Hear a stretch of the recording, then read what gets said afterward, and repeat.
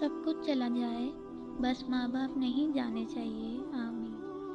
عطا کر ہمارے ماں باپ کو عمر دراز، اے اللہ کہ ان کی دعاؤں کے بنا ہماری زندگی بہت ادھوری ہے۔ حیا کی کشش حسن سے زیادہ ہوتی ہے۔ اپنی قدر خود کیجیے، کیونکہ اپنے سوا کوئی اپنا نہیں ہوتا۔ 3 چیزوں کا کبھی بھی کسی کے سامنے ذکر نہیں کرنا چاہیے: آپ کی آمدنی، میاں بیوی کی باتیں، آپ کا اگلا قدم۔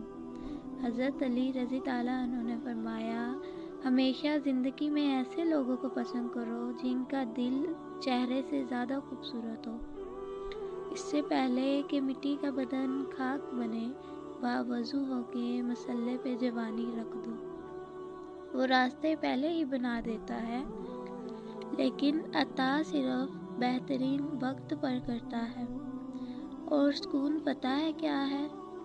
اکیلے بیٹھ کر رب سے گفتگو کرنا۔ بے شک اللہ توکل کرنے والوں سے محبت فرماتا ہے۔ مجھے گرے ہوئے پتوں نے سکھایا ہے، بوجھ بن جاؤ گے تو اپنے بھی گرا دیں گے۔ دعاؤں کا رنگ نہیں ہوتا، مگر جب یہ رنگ لاتی ہے تو زندگی میں رنگ بھر جاتے ہیں۔ خود کو جب دنیا سے بیزار پاؤ، قرآن اٹھاؤ، دل سے لگاؤ اور رب کے ہو جاؤ۔ اسلام ہمیں پسند کی شادی کی اجازت دیتا ہے، لیکن اسلام بھاگ کر اپنے والدین کی عزت کا جنازہ نکال کر شادی کرنے کی اجازت بالکل نہیں دیتا۔ اور کچھ عورتیں اتنی خوش نصیب ہوتی ہیں کہ ان کے پسندیدہ مرد ان کو پانے کے لیے دنیا سے لڑتے ہیں اور اللہ تعالیٰ کے آگے روتے ہیں۔ حضرت علی رضی اللہ عنہ نے فرمایا، ہمیشہ زندگی میں ایسے لوگوں کو پسند کرو جن کا دل چہرے سے زیادہ خوبصورت ہو۔ حضرت علی رضی اللہ عنہ نے کسی کے منہ پہ بےعزتی کرنا اسے قتل کر دینے کے برابر ہے۔ بیوی جب اپنے مسائل شوہر کو بتاتی ہے تو اس کا یہ مطلب نہیں ہوتا کہ وہ شکایت کر رہی ہے، بلکہ وہ آپ پر اعتبار کرتی ہے۔ خوش قسمت ہوتے ہیں وہ مرد جن کے کردار کی خوشبو پا کر خود عورت اظہار محبت کرے۔ ہم نوکری کی لالچ میں بہت ساری کتابیں پڑھ لیتے ہیں، لیکن جنت کی لالچ میں قرآن کریم نہیں پڑھتے۔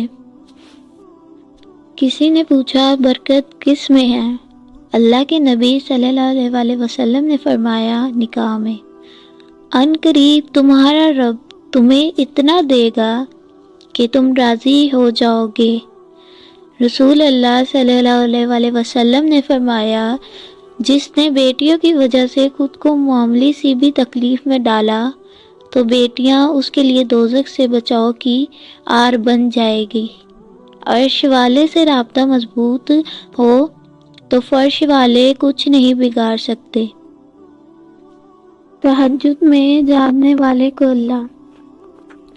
تہجد میں جاگنے والوں کو چاہیے سونے والوں کے لیے دعا کرے، ملنے والوں کو چاہیے بچھڑنے والوں کے لیے دعا کرے، کامیاب ہونے والوں کو چاہیے ہارنے والوں کے لیے دعا کرے، ہنسنے والوں کو چاہیے رونے والوں کے لیے دعا کریں، محبت کرنے والوں کو چاہیے نفرت کرنے والوں کے لیے دعا کریں، آگے بڑھ جانے والوں کو چاہیے پیچھے رہ جانے والوں کے لیے دعا کریں، نیک کاروں کو چاہیے گناہ گاروں کے لیے دعا کریں، ہر ایک کو چاہیے ہر ایک کے لیے دعا کریں، اور میرے لیے بھی دعا کریں۔ اللہ میرا ہے، اللہ تو سب کا ہے، لیکن جب اس کے آگے سجدہ ریز ہوتے ہیں تو ایسا لگتا ہے کہ جیسے اللہ صرف میرا ہے، صرف مجھے وہ دیکھ رہا ہے، صرف مجھے وہ سن رہا ہے، صرف میں اور میرا اللہ ہے۔ اور ایسا تب ہوتا ہے جب صرف سجدہ نہیں بلکہ سجدہ محبت ادا کیا جائے۔